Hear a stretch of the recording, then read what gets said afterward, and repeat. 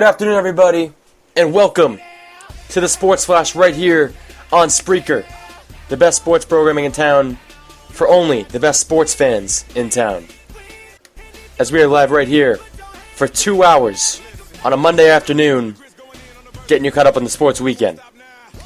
I'm looking at this whole A-Rod situation, and I'm just thinking to myself, what a mess it is. Not in New York's world, but in A-Rod's world. Because everything that the Yankees could have asked for in the last month or so has happened. They're moving on in the books from A-Rod, Mark Teixeira retiring. It could not be any better for this New York Yankees team. And if I'm the New York Yankees right now, I'm thinking to myself, we just dodged a bullet. We just dodged a big bullet with A-Rod's contract. This is huge. We're restarting. The Derek Jeter era is over. The A-Rod era is over. The Mark Teixeira era is over. The Mariano Rivera era is over. What was the Big Five is now gone. It's time to move on. And I think that's what New York has basically prided themselves on for the last 15 years or so, is those Big Five. Or is that Big Five.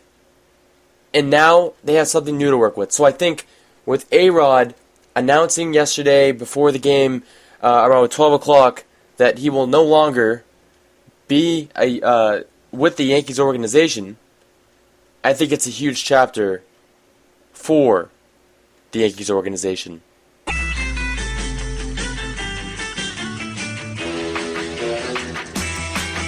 So, it was in the news yesterday, breaking on the 4th of July. Kevin Durant is officially a Golden State Warrior. Oh my gosh. And can I tell you how much I wanted to punch the TV screen, puke all over the floor, and tell you how much respect I've lost for Kevin Durant?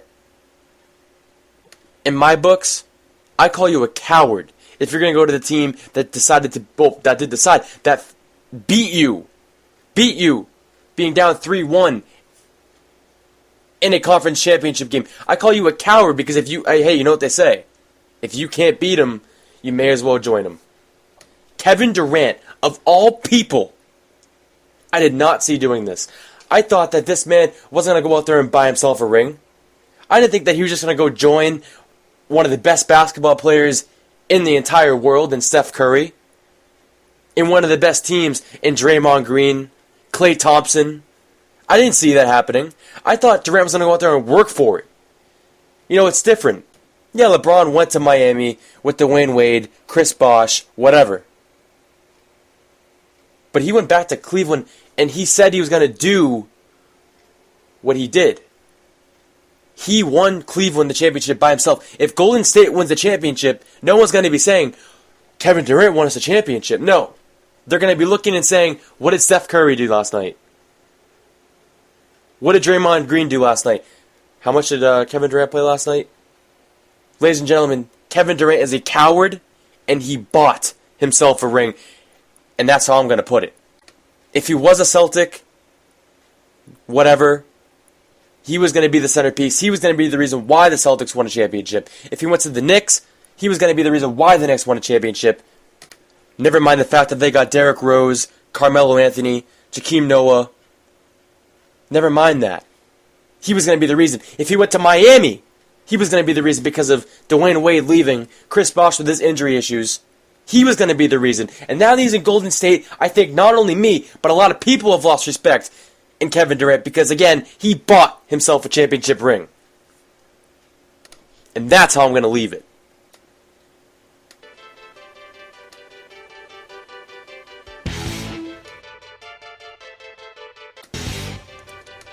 Alright, as promised, we're going to go right to the phones here. Let's go to Ryan. He's in Braintree. What do you got for us, Ryan? Welcome to the program. Hey, Tom. First, I want to say, big fan of the show. Oh, appreciate that. I'm going to get to that question real quick. What are the basic keys for the Patriots on offense and defense to succeed the first 4 games without Tom Brady? All right, thanks for the call, Ryan. Appreciate that. Thanks for having me. Look, without Tom Brady, what are the keys? Well, first off, Jimmy Garoppolo has to perform.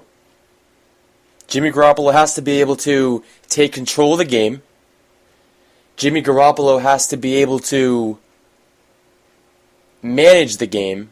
And Jimmy Garoppolo has to be able to win them games. That's first off.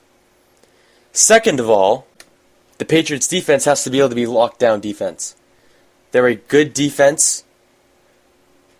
They have a lot of young guys on there, a lot of first-round picks on there. But I think Malcolm Butler especially has to be a lockdown corner. And how much pressure does this add to the defense? Not as much. But I do think that the two biggest keys is Jimmy Garoppolo, one. Two, the defense has to be locked down, and they have to be able to trust their defense. So when the offense doesn't shine bright, they can rely on the defense to make a big stop. And number three is health. It's health. The receivers have to stay healthy. I mean, you look at Julian Edelman, who just came off the PUP, got injured again for one day in practice, came back. I mean, you can tell you still have something in him bothering him. He's not 100%. Danny Amendola is still in the PUP. Rob Gronkowski just got hurt the other day. I mean, if this team can't stay healthy, who's Jimmy going to throw to? I mean, that's how I look at it. Those are my keys. It's Jimmy Garoppolo, lockdown defense, and health. But isn't that the same thing for every team? Honestly.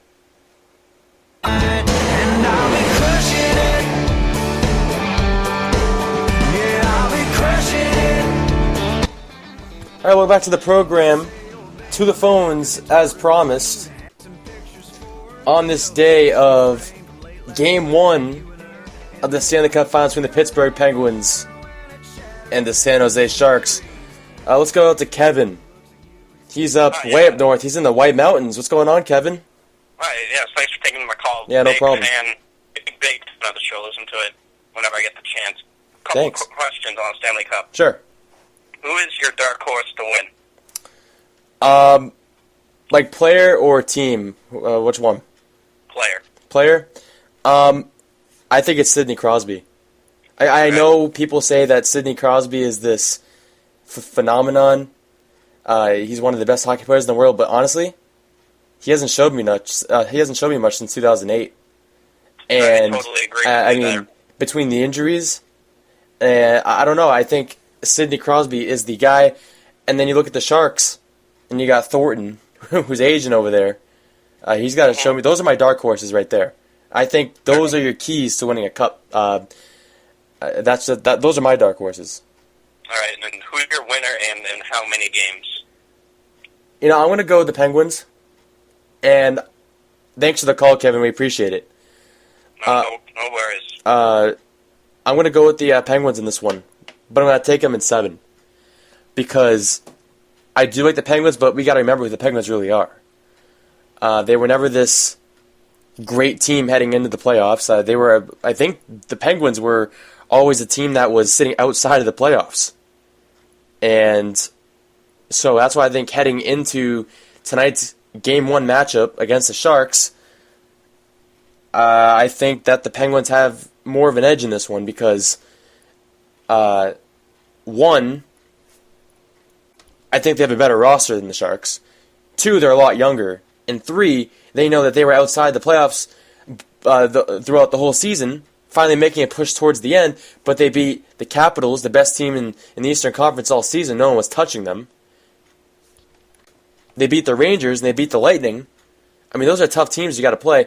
I'm taking the Penguins. Just because I think, 1, their roster, and 2, I think they've mentally and physically been prepared for the finals heading into this series against the Sharks.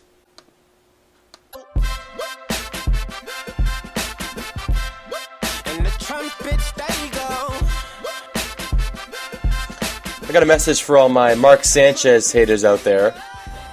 Hey, listen, I know the guy had the butt fumble. I know, it's no excuse. But I think what a lot of people are forgetting out there, now that Mark Sanchez is now a Denver Bronco, how many AFC title games has Mark Sanchez been to? Oh, that's funny, because I think he's been to 2. He's been selected to a Pro Bowl. He's been a first-team All-Pro. He started in 2009 at the age of 23. threw 12 touchdowns. The next year he comes out and throws 17. The next year he comes out and throws 26. Brings the Jets to 2 AFC Championship games. Makes the Jets 500 for 3 straight years. 8-7 his first year, 11-5 his second year, and 8-8 his third year.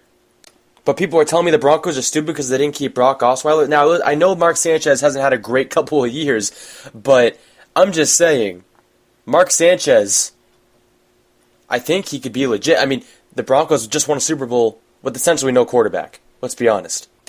Yeah, Peyton was great at reading the defenses. Mark may not be as good. But at least you have a guy that can probably throw the ball and give you an idea what's going on in the field. We'll have to see once camp start and all that. I'm not too sure why everyone's laughing. I don't. I am a Mark Sanchez doubter. I have been in the last 3 years. Obviously, 6-9 back in, 2012 with the Jets. That's when his down lap started. And then he went to Philly, 4-4 as a starter, 0-2 as a starter last year in Philly. This is the year that Mark Sanchez can rewrite the books. And with the defense he has, if he is the starter, come camp time, we'll have to see. Mark Sanchez is the man. He is the guy. And I think it's enough to win the AFC West. Who knows how far I can lead him to in the playoffs. But I think a guy with 2 AFC Championship experiences, physically playing, not sitting on the sideline like Brock Osweiler, is better than a guy with not so much experience in Brock Osweiler. And again, defense wins championships. That's why I have somewhat little faith in Mark Sanchez. And I'm not going to laugh at the decision by John Elway right away. Thank you. Thank you. I appreciate that.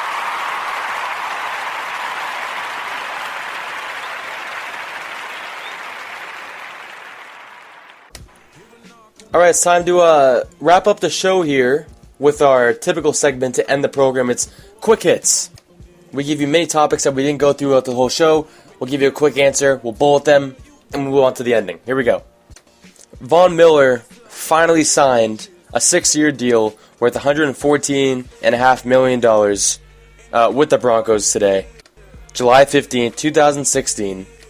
Ian Rappaport at the NFL Network reported it includes $70 million in guarantees, and by March 2018, surpassing the $59.955 million guaranteed that Dolphins defensive tackle Ndamukong Suh received in March of 2015. Rappaport also included that $42 million of the deal was fully guaranteed, including a $23 million signing bonus, according to a source who has seen the deal. Finally, thank God. I can't tell you how much respect I lost for Von Miller, for cropping out John Elway, for being just a big baby about it. You know what I mean? Take the money, play football. You just won a Super Bowl, for crying out loud. And I know you want to fight for every dime you can get. And I know people want to say, well, we only get this, and this here. He should be able to accept it. I get his point. He is the best player in, defensive player in football. But I think we shouldn't forget that Von Miller is also one more suspension, one more drug affection policy, one more time breaking the drug rule. I'm having a hard time putting this out. That he'll be suspended for a while. He's one more mistake away. He's also injury prone, so I can see why the Denver Broncos hesitated a little bit on this as well. But he's a Super Bowl MVP. So cross that off. All right, Olympics coming up. What do we got about the Olympics? I wanted to mention how I'm not a big fan of the Olympics. Are you curious why? I'll tell you why. They don't mean anything. Are they winning a championship? No, they're winning a gold medal. I mean, I'm just not a big Olympics fan. I would rather watch, games of baseball every day. I'd rather watch football because I know that one team's fighting for it. In the Olympics, you don't really hear about a lot of these athletes. I think that's where I'm getting with. I'll watch Michael Phelps. I'll watch all that stuff. It's just I'm just not a big Olympic guy. And I want to know your opinion. So in the next program, we're going to get everyone to call in, and I want to hear why you do or why you don't watch the Olympics. I mean, maybe just because I wasn't, grown up to watch a lot of the Olympic, coverage. It's cool. I'll throw it on, but I'm just not. I don't get into it like a lot of people do. Especially, the place where it's going this year. I mean, they need to clean their water too. That's just my opinion.